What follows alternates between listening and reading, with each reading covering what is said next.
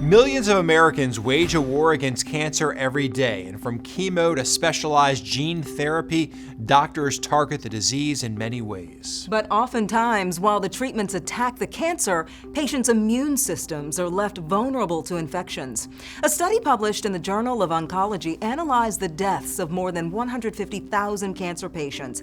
It found about 60% of deaths were related to an infection. According to the American Cancer Society, this is because many treatments can lower white blood cell counts, which causes the immune system not to work as well as it should. Certain types of cancer can also increase the chance for infection, including cancers that grow in the bone marrow, such as leukemias and lymphomas. In March 2025, a 6-year-old girl who almost beat leukemia died when her weakened immune system couldn't fight off a fungal infection. We spoke to an infectious disease expert to learn how this happened. But first, reporter Michaela Marshall sat down with the girl's parents, who say they're shocked and heartbroken that despite beating cancer, their little girl lost her life.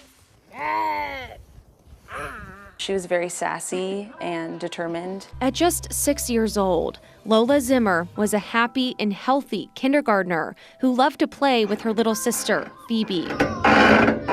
Her parents, Drew and Alyssa, say everything changed on Halloween. We were heading out the door to actually go trick-or-treating, and she collapsed. The Flagstaff family soon learned Lola had leukemia. It was admirable. As strong as my daughter was, She was our inspiration, she really was. After months of grueling treatments, they say Lola just finished up the second phase of chemotherapy.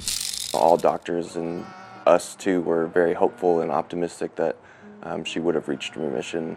We were very convinced that she was going to beat cancer. But the day after the final round of chemo, Lola went back to the hospital because she had a fever, which turned out to be from a fungal infection. Within 24 hours, our daughter's heart stopped and she couldn't breathe on her own. Seeing your daughter on life support, unresponsive, is really hard.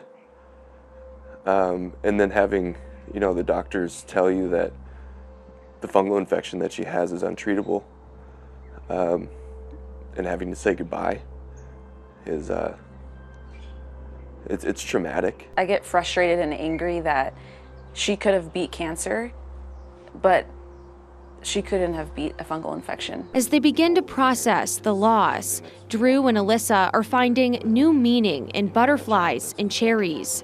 Both became symbols of hope, connected to Lola, and now embody the fragility of life. Cherish every moment and Tell people you love them. Tell your family you love them. And every day. tell your children you love them and kiss them goodnight. As you just saw, Lola died after she contracted a fungal infection. We spoke with an infectious disease expert at Northwestern Medicine in Illinois to understand how fungal infections manifest. According to Dr. Irfan Hafiz, the two fungi that infected Lola are commonly found in humans and typically come from moist, warm, and dark environments, such as soil. As long as you're healthy, most of the fungi we see, our body does a phenomenal job. In fact, for fungi to start infecting most of us, there has to start to be something wrong. Dr. Hafiz says it's important to note an infection from these fungi is extremely rare because they will only attack bodies with extremely weakened immune systems.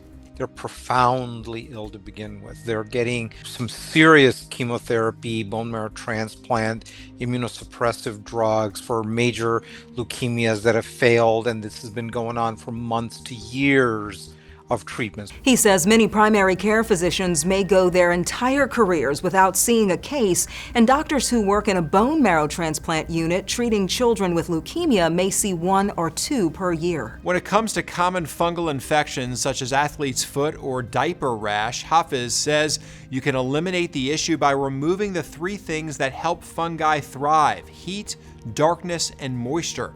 As for what you can do to keep fungal infections at bay, he says practicing good hygiene is key.